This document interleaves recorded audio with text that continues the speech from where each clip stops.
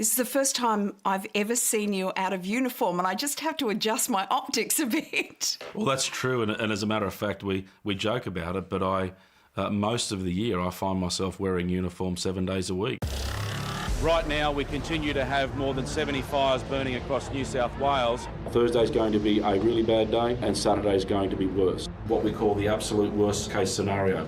The worst in Mother Nature brought out the very best in community, the very best in people, the very best in humanity. The love and support was just remarkable. What about the love and support for you? Are you comfortable with that? Oh, look, it's absolutely been lovely, but it is quite overwhelming, and I find it very humbling because at the end of the day, I was just part of a really big jigsaw puzzle. But you were operating on a couple of hours sleep every single day. We all were. We all were. At the age of 19, you were made captain of your local brigade. How did you instill confidence in other people to be their leader at the age of 19? I think one of the best grounds for growing leadership skills is a volunteer organisation, because the only thing keeping volunteers there is their goodwill. If they're not valued, if they're mistreated, if they're snubbed, then they'll tell you to get stuff pretty quickly. Manners cost you nothing, but the lack of them can cost you everything. Your predecessor as Commissioner tells a story of one particularly bad fire situation, and he absolutely insisted that you had to get out of your overalls, go home and get some sleep. He then went out to the fire zone, and there you were in your overalls, still fighting fires. Because my own suburb was impacted by fire, and we see over and over again, volunteers are not only helping their community, they're saving their own homes. Hopefully we'll never see a summer like we've just seen. Well, I don't know that we can say we won't see a summer like we've just seen. This might be the new extreme we've got to start coming to grips with, but I think it's a really false call to suggest it's the new norm, because there is so much seasonality that occurs to our weather patterns in any given time. This was unprecedented. A lot of people hated me using the word unprecedented this fire season, but the reality was it was unprecedented. When you've got the number of fires, when you've got the area burnt at 5.5 million hectares, when you've got a season that started in winter, I'm sorry, it hasn't happened before. So if unprecedented isn't the word, what is it? So what did you think when the Prime Minister headed to Hawaii for holidays in mid-December, knowing the crisis that was unfolding? Well, in practice, it makes little difference to my job. It's not a thing that I would do, and I think the Prime Minister himself has said, in hindsight, he wished he hadn't gone. Do you think the criticism was warranted? I can understand completely the criticism, but I also would qualify that by saying I think we are ridiculously hard on our politicians too. Back in 2007, when you first took on the job of RFS Commissioner, you said, and I quote, "Whether climate change is accepted or not is somewhat irrelevant because we're already seeing longer and hotter fire seasons." 13 years later, how do you feel about those who ignored that warning? It still stands today. So if you accept shrinking windows of opportunity for prescribed burning and other important activities, then you've got to be investing in the things that help capitalise on that and accommodate for that.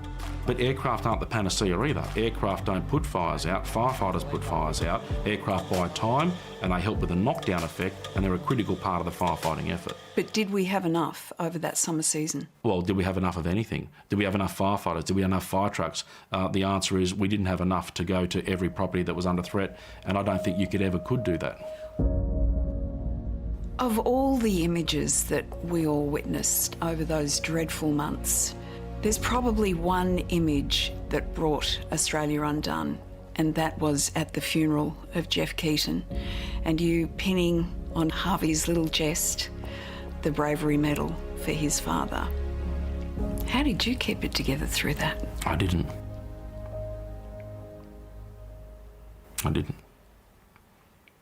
Who did you talk to after that? I talked to a few people, but of course, the person I speak to the most is Lisa. And she came to every funeral. You need to know that your dad was a selfless man. He was a special man. And he only left us because he was a hero. Your father was also a firefighter. Do you feel a special kinship with those children, having lost your own father to a fire?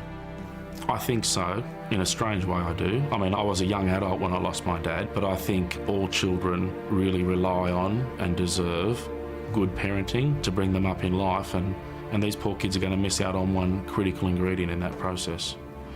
Your dad did suffer with demons. He had issues with alcohol. There was domestic violence in your home as you were growing up.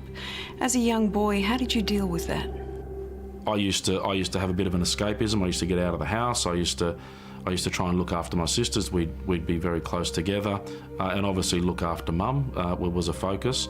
But as a young boy as well, I was in awe of my dad. I loved my dad dearly. So there was a tension there all the time where it's actually about deciding the sorts of things you want to emulate and continue to do in your life, but also conscious decisions about what you never want to do and never want to see again. The cruelty for a lot of these families who've been so affected by the bushfire season is that towards the end of that season, coronavirus appeared on the horizon. It would be understandable if many of them are feeling like they've been forgotten. What would your message be to them? You're not forgotten, absolutely not.